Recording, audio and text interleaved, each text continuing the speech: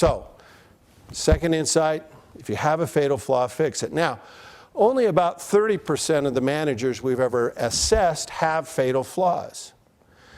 Most people's data looks sort of like this.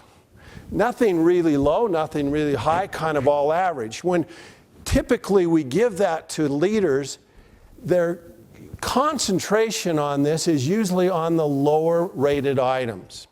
In fact, I was with a group a few weeks ago and I said, how many here have had feedback before? Everybody had.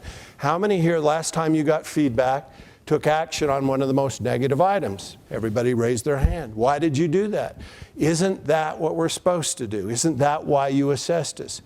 You measure us on these characteristics, we work on the lowest rated item. That's how we improve. In fact, you know, performance improvement for most people means fixing weaknesses.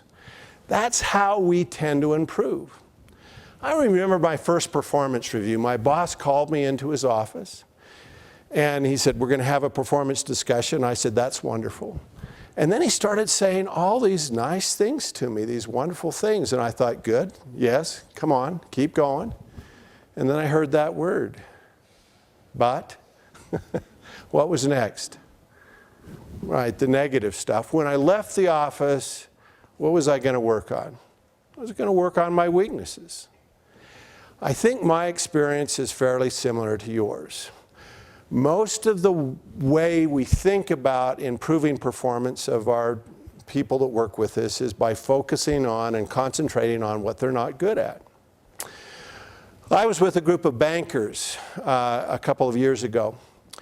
I asked them to write down the one thing that if they did it really well would make a huge difference in their ability to be successful. They were quick to write it down. And then I asked them, in the last 90 days, you've all had a performance discussion with your boss, a performance evaluation. How many of you in that evaluation talked about the one thing that would make you more effective? 65 people in the room, 5 hands went up. What did the other 60 talk about? They talked about this. The problem with focusing only on weaknesses is oftentimes it's not the critical variable that's going to make us effective. So let's stop doing that so often. Sometimes it's helpful when you have a fatal flaw, but when you don't have a fatal flaw, we think it's more important to focus on our strengths. Let me give you the evidence for why. We did a study with 2,000 leaders and we assessed them on 16 competencies. We asked the question if they didn't have any strength, and a strength was defined as a competency at the 90th percentile, so a characteristic that was very, very good. If they had no strengths, their average effectiveness rating was the 34th percentile. What happened if they had one strength? They did one thing well? Well, you'd expect it to go up, the average to go up. How much? Well, 16 competencies, 1/16, 4 or 5 percentile points, right?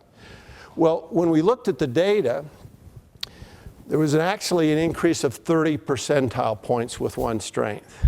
Isn't that amazing? If you did one thing well, you went from the 34th percentile to the 64th percentile. Why?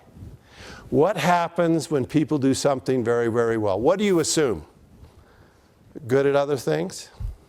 Yeah, that's what I assume. And so you get this halo effect. You also get this effect from having other competencies to help you. But what was fascinating in the data is people with 3 strengths, their average effectiveness rating was the 81st percentile. Now, think of 2 different ways you have of moving yourself as a leader to the 81st percentile. Option A, you measure yourself on these competencies, your 16 things, and then you always work on the lowest thing, the thing you like the least, the thing you're least excited about, right? And you push it up. And then you measure yourself again, find the lowest thing, push it up. Measure yourself again, find the lowest. So over time, you push up 16 behaviors to the 81st percentile. That's option A. That's one way to get to the 81st percentile. Option B, you find 3 things and you push them to the 90th. Now, if you're only going to focus on 3 competencies, 3 characteristics, 3 skills, what would you choose to work on? Stuff you love or stuff you hate? Stuff you love. When you think about how we go about development, which option do we use? Most of us intuitively use A. We always work on that thing that's not so good. We push it up, thing that's not so good. But you know what? When we measured people that worked on their strengths, what we found is that they improved twice as much as people that focused on their weaknesses. Why? Because they like it. Isn't this incredible?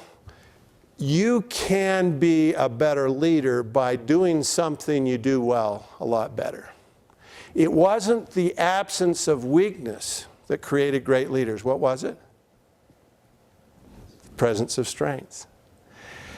Well, that was another insight for us, that the key to improvement is developing strengths. Let me share one other insight with you. This is a picture of Kessler. Kessler's our dog. Now, we've had Kessler for several years. After we had him for about a year and a half, I thought about Kessler and all his strengths and weaknesses. I had a big list of weaknesses. Kessler doesn't mind real well. He tears up my backyard. He digs holes. And he tends to, you can play fetch with him, only he just goes and gets the thing you throw, and then he plays keep away from you. He doesn't really bring it back. If he gets out, he plays a fun game called Catch Me If You Can. And it's about an hour's worth of time trying to chase him down to get him back in the pen. You cannot let him off his leash. If you take him for a walk, he drags you. This dog didn't seem to be very effective to me. I didn't see the value of this dog. But a trainer he had put him in the team with 6 other dogs. And this is a picture of Kessler. Kessler's right here. You notice he's looking at a squirrel over here. But these 2 dogs right here are well-trained lead dogs. Now, Kessler, when he's in a team with 6 other dogs, he's brilliant. He can pull a group of people 20 miles, and he loves it. You ever been on a great team with a group of people that raised your level of performance? Do you know what that's like? There's a tremendous value from finding a group of people that are going to raise your level of performance. That's what Kessler taught me here. That when he's on a dog sled with 5 other dogs that know what they're doing, he's brilliant. And he acts like a champion, and he knows what he's doing. Teams that make us effective, groups that make us effective, groups that raise our level of performance, they're going to have a tremendous influence on us.